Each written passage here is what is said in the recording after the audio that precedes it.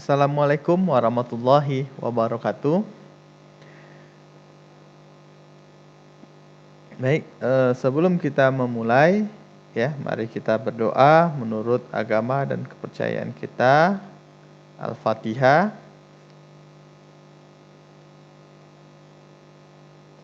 Amin. Nah, ini pertemuan kita yang pertama. Nah, sebelumnya kita melakukan perkenalan, ya. Nah, walaupun ini kita masih dalam keadaan pandemi COVID-19, ya. Jadi kita melakukan perkenalan ini secara virtual, ya. Nah, nanti akan kita bahas, ya, di pertemuan pertama ini perkenalan, kemudian RPS dan kontrak kuliah kita. Nah, sebelumnya perkenalkan dahulu, ya. Nama saya Muhammad Hasim Siregar, Skom Mkom. Nah, saya lahir 20 Januari tahun 1902 di Kota Medan, ya. Nah, status saya saat ini sudah menikah dan memiliki 2 orang anak lelaki, ya, umurnya 3 tahun dan 1 tahun. Nah, kemudian S1 saya di Universitas Sutomo, Kota Medan, ya.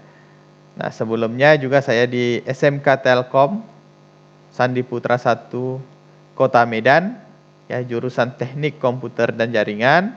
Kemudian tadi saya lanjut, ya, ke S1 Universitas Sutomo Medan, dan saya lanjut S2-nya di Universitas Putra Indonesia YPTK Padang. Nah, di situ saya dapat gelar Mkom. Nah, kemudian kenapa saya bisa ke Kuantan Singingi, ya?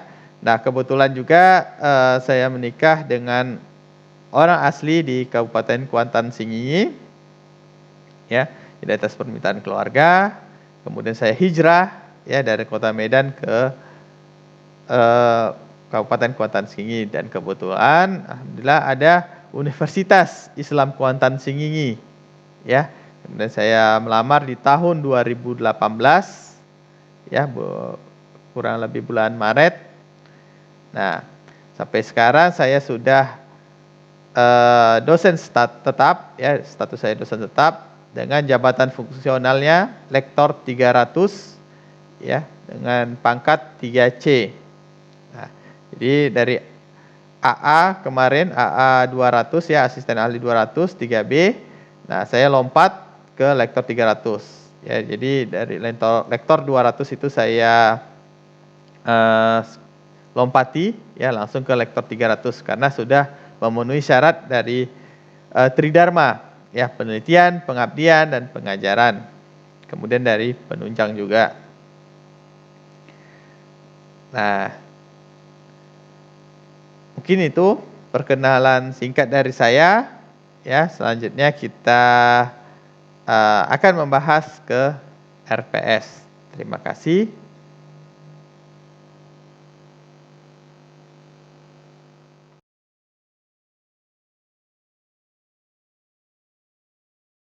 Mata kuliah ini wajib.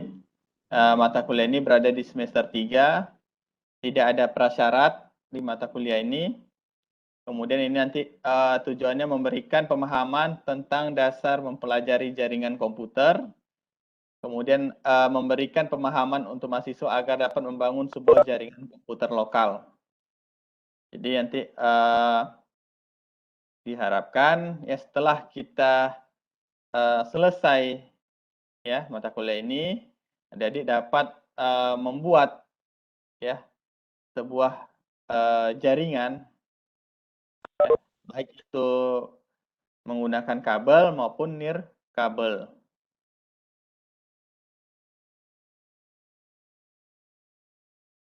Nah, kriteria di sini bobot penilaian kemampuan atau keberhasilan belajar didasarkan pada yang pertama itu kehadiran harus 75% dari total keseluruhan.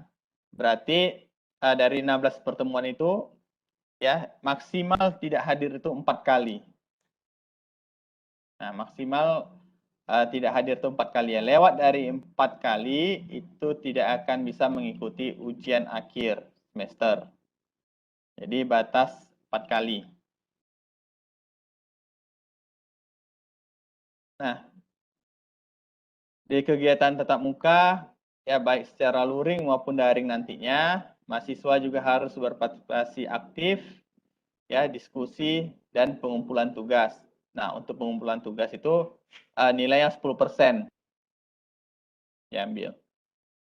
Kemudian ada nanti tugas individual atau tugas kelompok, itu diambil 20%. Kemudian ada etika, ya jadi etika ini juga dinilai. Makanya ketika nanti di awal ya, itu saya minta nanti hidupkan kamera, kemudian di akhir pertemuan juga itu harus hidupkan kamera. Nah, di etika ini ada 4 kriteria, ya, termasuk di situ ada pakaian, kemudian ada tingkah laku, ya. Jadi semua itu dinilai ada 4 kriteria di etika ini. Nah, itu nilainya 15%. Kemudian nanti ada UTS, di sini 25% dan UAS 30%.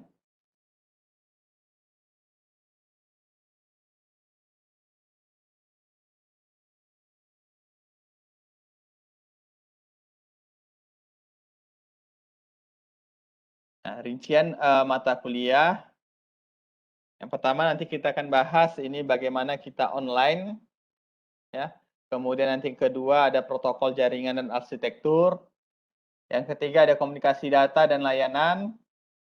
Keempat ada dasar jaringan rumah atau lokal. Ya, itu dasar jaringan itu home network basic. Kemudian mengenal perangkat jaringan, kelima. Keenam, mengatasi masalah-masalah jaringan atau troubleshooting. Nah, ini materi ini nanti kita ambil, yaitu sesuai dengan di Cisco Networking Academy, yaitu di kelas Networking Essential. Jadi nanti adik-adik di sini, ya saya daftarkan ke Cisco Networking Academy, kemudian nanti kita akan membahas yang ada di modul tersebut. Jadi harus online. Jadi semuanya nanti harus masuk ke LMS-nya. Ya, jadi ada website ya. LMS itu dari NetAcad. Nah, ketika kita masuk semua harus login ke dalam web tersebut. Nah, di dalam web tersebut nanti juga ada quiz-quiznya. Jadi setiap pertemuan itu ada quiznya. Dan itu harus dikerjakan.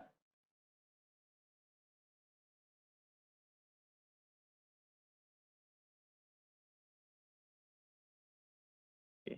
Tujuannya yaitu setelah melaksanakan pemilihan jaringan komputer, mahasiswa diharapkan dapat dan mampu memahami dasar jaringan komputer secara profesional. Baik menganalisa, ya, membangun jaringan, termasuk peralatan-peralatan apa saja yang dibutuhkan dan berapa biayanya. Nah, melalui mata kuliah ini juga mahasiswa diberikan pengertian tentang manfaat dasar jaringan komputer, kemudian oscillator, ya, dan menganalisa jaringan komputer lokal. Nah, mungkin bagi yang di SMK ya, terutama SMK Teknik Komputer Jaringan, ini sudah mempelajari ya oscillator, kemudian jaringan komputer.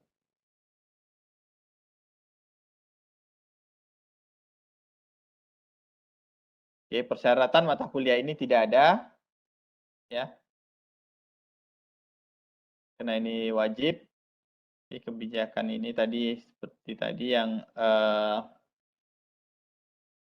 penilaian, kemudian nanti ada kontrak kuliah, nanti juga kita bahas di sini kontrak kuliah yang harus kita sepakati. Dan ini referensi ya. Nah, ini kita ambil dari Cisco NetAcad ya di kelas Networking Essential.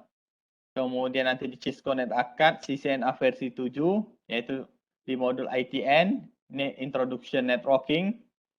Nah, kalau buku saya ambil di Kuku Nugroho, yaitu Switch dan Multilayer Switch Cisco, penerbit Informatika Bandung. Kemudian yang keempat itu ada Iwan Sofana tahun 2017 dengan judulnya Jaringan Komputer Berbasis Mikrotik, penerbit Informatika Bandung. Nah, ini untuk menghubungi saya, ya. Ini untuk WA, telepon, ya itu bisa di sini di 0822 88 179750. Ya, kemudian email. Nah, email ini nanti untuk pengumpulan tugas, ya. Jadi pengumpulan tugas itu dikirim ke email itu muhasagroup@gmail.com. Ya. Untuk absen atau kehadiran, ya, untuk kehadiran misalnya tidak datang, ya, itu harus menghubungi saya secara langsung. Ya, harus menghubungi saya secara langsung. Jadi tidak boleh lewat teman. Ya. Jadi kalau lewat teman itu saya buat alpha, ya. Itu tidak terhitung dia. Jadi harus yang bersangkutan yang langsung menghubungi saya, ya, untuk izin. Oke. Kemudian saya melihat nih Fidel Ramos nih mana orangnya. Nah, kenapa dari tadi minta anot?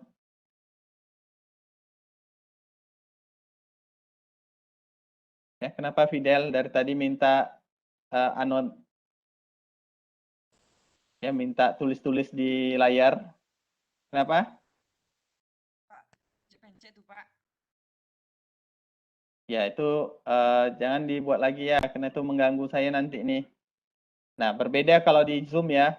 Kalau di Zoom mungkin bisa langsung, tapi kalau di Webex ini dia akan ada permintaan request. Jadi saya tahu siapa yang meminta, yang coret-coret, ya. Soalnya dari tadi sudah saya di send, sudah ada berapa kali? 3 kali, ya. Nah, itu nanti termasuk ke nilai etika itu mengganggu saat perkuliahan. Oke, nanti saya bacakan kontrak kuliah kita. Saya munculkan.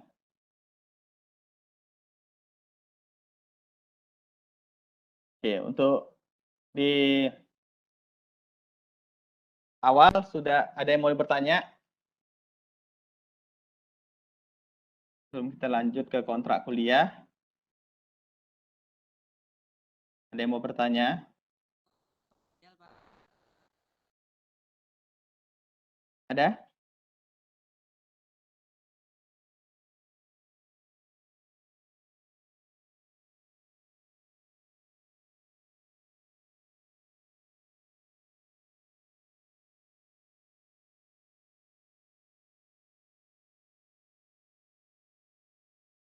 Oke, selama nanti kita online, ya kita menggunakan Cisco Webex. Ya. Nah, Cisco Webex ini memang sebenarnya dia aplikasi berbayar, ya. Tetapi ini jatah karena saya sebagai instruktur dari Cisco. Sehingga dapat digunakan, ya, untuk perkuliahan. Ini memang langsung dari Cisco. Jadi kita menggunakan ini, tidak menggunakan Zoom.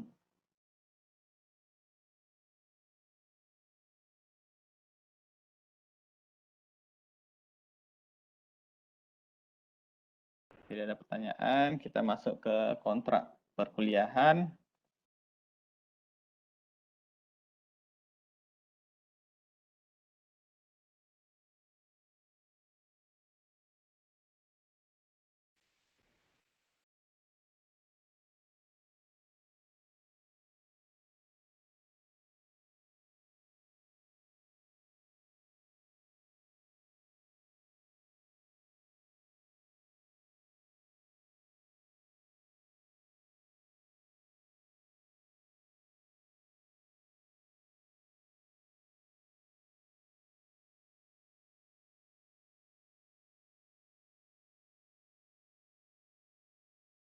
Oke, nampak ya di layar ya? Pak. Nah, siapa ketua kelas?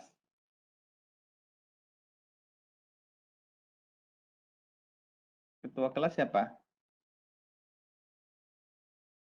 Yahen, Pak.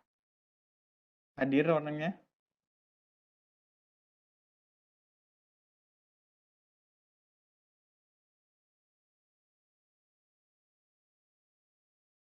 Tidak hadir ya? Wakil atau sekretaris ada?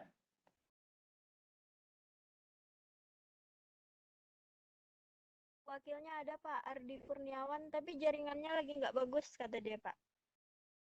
Oke, sekretaris.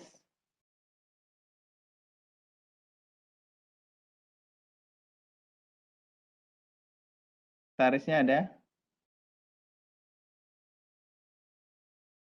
Pak yang sama Iza Pak. Iza ini.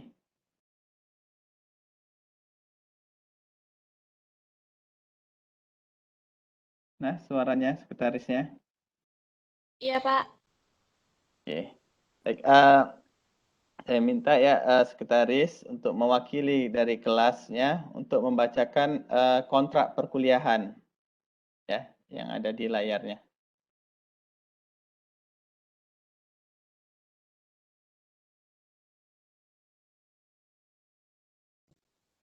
Langsung dibaca hak dan kewajiban aja atau bagaimana Pak?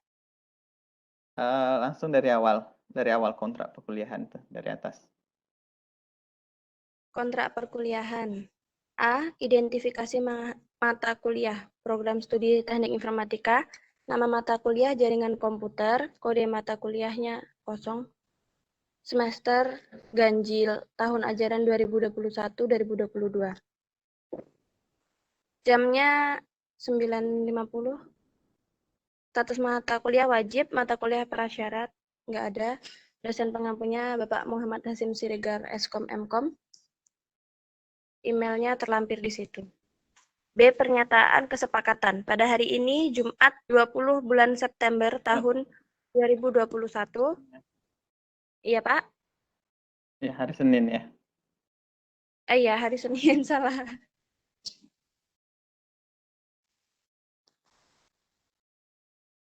Oke. Ulangi lagi, pada hari ini, Senin tanggal 20 bulan September tahun 2021, kami mahasiswa program studi teknik informatika menyatakan memenuhi beberapa kesepakatan dengan dosen pengampu dalam pelaksanaan mata kuliah tersebut di atas. C. Hak dan kewajiban. Hak dosen. Mendapat pengakuan dari jurusan atas kegiatan pembelajaran yang dilakukan, memberikan skor penilaian berdasarkan kemampuan mahasiswa, mengelola, apa ini Pak? Mengelola kegiatan. Ini apa sih? Yang ini. Mengelola kegiatan pembelajaran untuk mencapai tujuan yang optimal, mengeluarkan mahasiswa apabila tidak mematuhi kontrak yang disepakati, memberikan tugas kepada mahasiswa untuk membantu memahami materi. Hak mahasiswa, mengontrak mata kuliah sesuai dengan yang direncanakannya, mendapat nilai yang diberikan atau diukur oleh dosen, mengikuti perkuliahan sesuai dengan yang direncanakan oleh dosen, meminta perkuliahan diganti apabila dosen tidak masuk, meminta penjelasan atas tugas yang diberikan oleh dosen. Lalu kewajiban dosen, menyampaikan atau mengelola pembelajaran sesuai dengan jadwal yang disepakati, membimbing mahasiswa untuk memahami materi yang disajikan, memberikan nilai sesuai dengan petunjuk penilaian mahasiswa. Kewajiban mahasiswa, hadir dalam setiap kegiatan perkuliahan sesuai dengan jadwal, berusaha untuk memahami materi yang disampaikan atau diberikan, menyerahkan tugas untuk dinilai dosen yang bersangkutan. D. Perjanjian komitmen. Banyaknya. Perjanjian dan komitmen. 1. Mahasiswa harus masuk ke dalam kelas sebelum perkuliahan dimulai. 2. Mahasiswa boleh masuk ke dalam kelas mengikuti perkuliahan maksimum terlambat 15 menit setelah dosen memberikan kuliah dan apabila ada keadaan sesuatu dapat disesuaikan. Assalamualaikum warahmatullahi wabarakatuh. Waalaikumsalam Waalaikumsalam warahmatullahi warahmatullahi wabarakatuh. Baik, sebelum kita mulai, mari kita berdoa menurut agama dan kepercayaan kita. Al-Fatihah.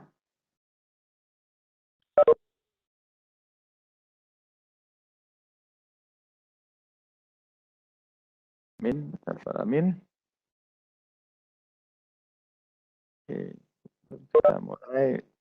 Kita absen dahulu ya. Mohon dihidupkan kameranya masing-masing.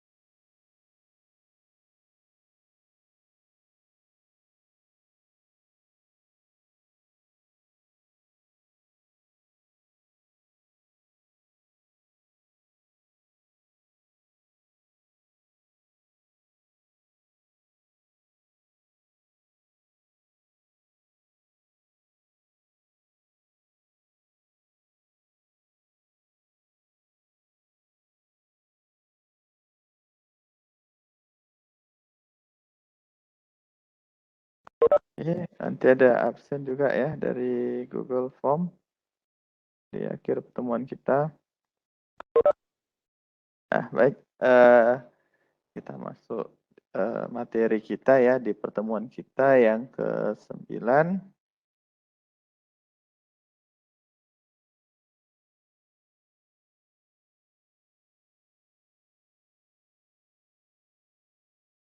Nah, pertemuan kita kali ini akan membahas tentang dynamic addressing ya dengan DHCP.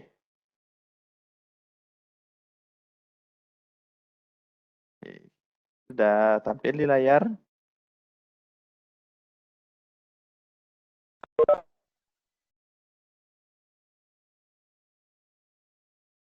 Sudah muncul ya? Sudah, Pak. Ya? Sudah, Pak. Oke. Sudah. Pak. Nah, jadi di sini kita akan mengetahui ya bagaimana alur dari alamat yang dinamik. Nah, alamat dinamik ini dia otomatis terisi ya. Jadi kalau kita lihat di konfigurasi komputer kita ya, itu kan ada pilihan obtain itu berarti dia dinamik ya, atau dia statik. Jadi kalau kita pilih yang obtain ya, dia akan otomatis terisi IP-nya. Jadi terisi IP otomatis, subnet mask-nya otomatis juga, kemudian default gateway-nya juga otomatis. Nah, tetapi kalau kita gunakan yang statik ya, itu nanti manual, kita yang menginputkan IP address ya, kemudian kita inputkan subnet mask dan kita inputkan dia default gateway. Nanti lebih lanjut ini ada di materi kita bahas.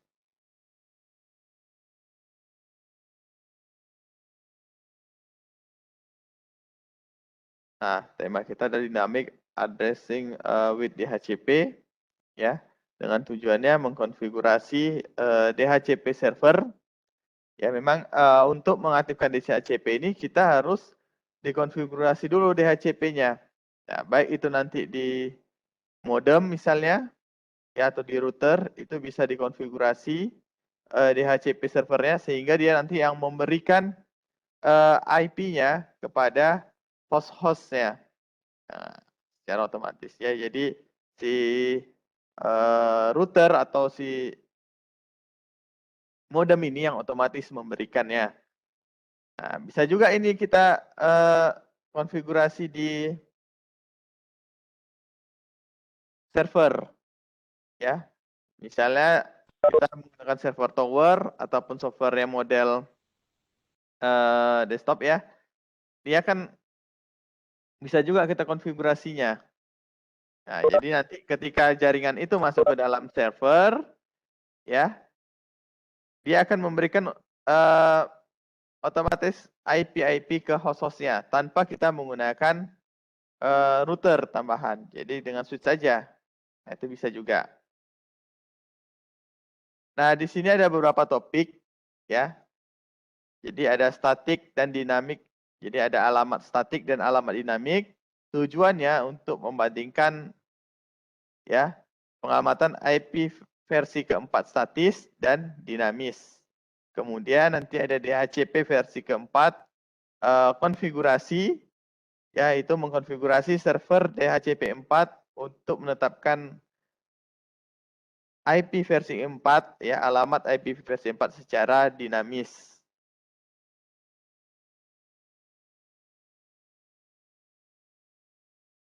Oke, kita masuk ke topik pertama, yaitu ada statik dan dinamik, ya, alamat dari statik dan dinamik.